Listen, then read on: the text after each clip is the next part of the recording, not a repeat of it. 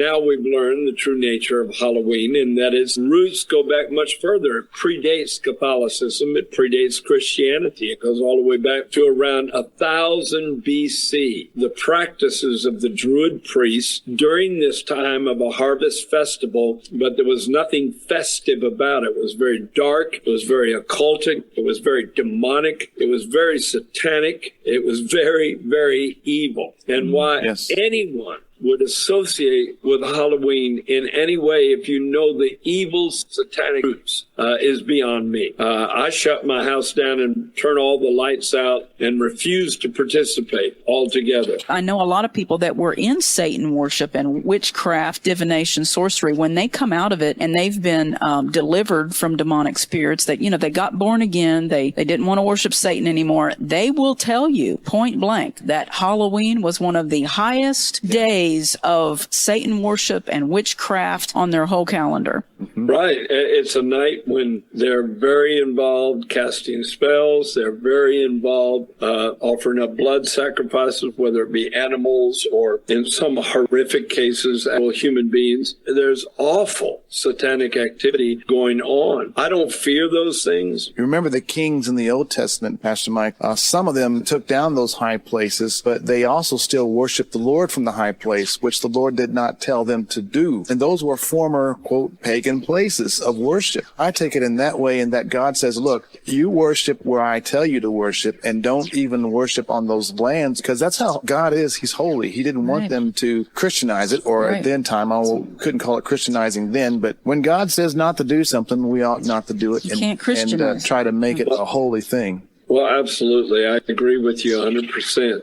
Some things are not redeemable. The devil's not going to be redeemed and reconciled to God. I agree. And any feast that celebrates satanic things is not a redeemable thing. I agree 100%. By the way, the food offerings people would put outside their homes were to satisfy ghosts that supposedly were able to come through the veil more freely on October 31st than at other times. It was like the two worlds, the world of the departed dead and this natural world, were closer together on that day, and the veil was less of a hindrance. And so there would be many ghostly apparitions and appearances and visitations, and many of them supposedly, according to that belief system, would have evil intent. They would come to wreak revenge on those, to pay off some kind of debt of anger that they owed against someone that did them wrong. And Samhain was a name for the entity we refer to as Satan. Samhain was the Lord of Death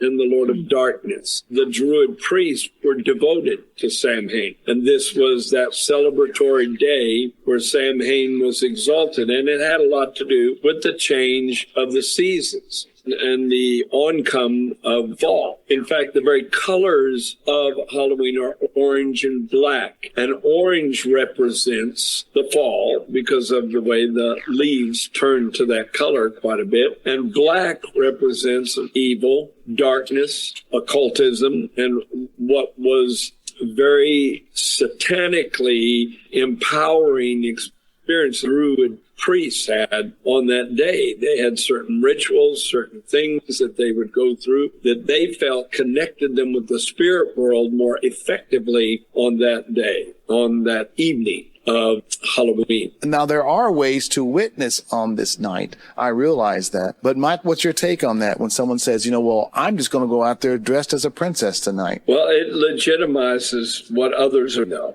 Instead of making a statement against it by mingling with it, you're being supportive of it. You're endorsing a night that Satanists and Wiccans and Luciferians would hallow in a negative, evil sense as the high, unholy night of the year. So why identify with a night that the most evil human beings celebrate? The whole night is based on dark things that suddenly have power over you. Villains, vampires, witches, warlocks. All of these things may seem like imaginary comic book type happenings to children, but it opens their minds up and blurs the connection between reality and fantasy, because then it makes them focus on, and the whole night is about death too. That's why so many dress up as skeletons. That's why they wear skeleton shirts and skeleton outfits. It's a night of being preoccupied with death, but not in a way of remedying the problem of death, but almost celebrating the deathly side of what fallen humanity is facing. Sugar,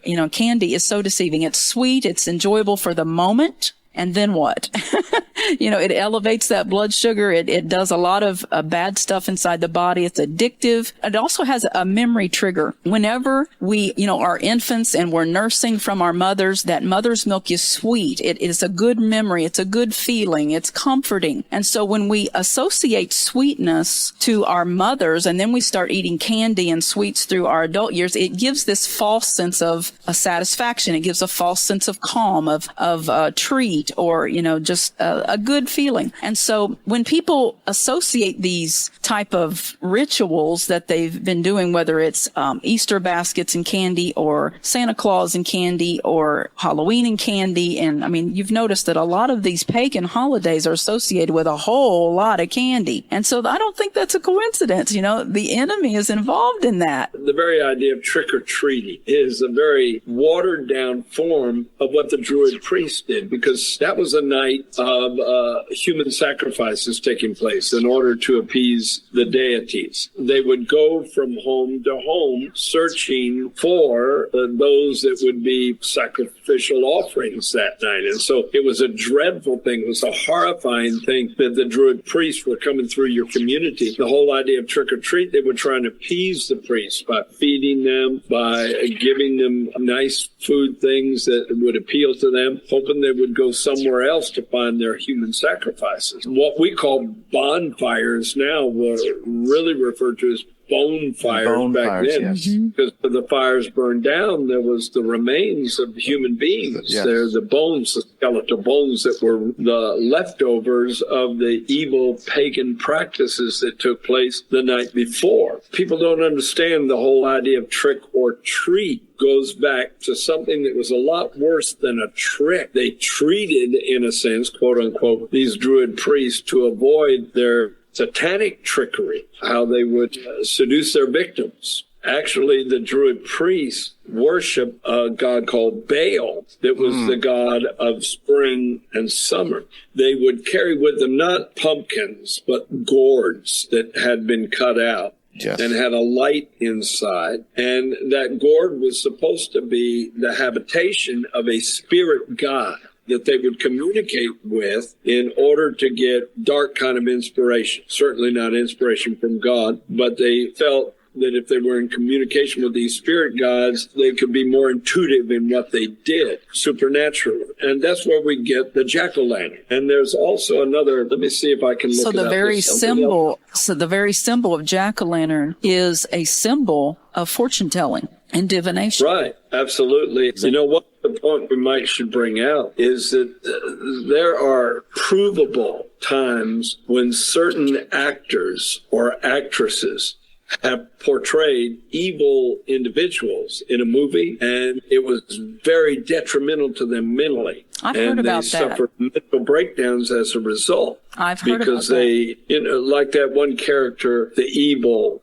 clownish type character. Joker? Was it the Joker on Batman? Is that who you're referring to? Yes. I read an article, I guess about a year ago, about someone who took that role, but from that point forward, they had some really terrible struggles mental. Wow. And so when children dress up and put on these costumes of a witch or a goblin or a ghost, something like that, it could cause mental problems down the road for those children because, again, the line is blurred between fantasy and reality. And, of course, there's psychological problems in having more than one personality. Right. So you're acting another role, and it's like a double personality going on. It's an alter ego. It's someone besides the you that is out there in front of people, and it becomes a dark other self.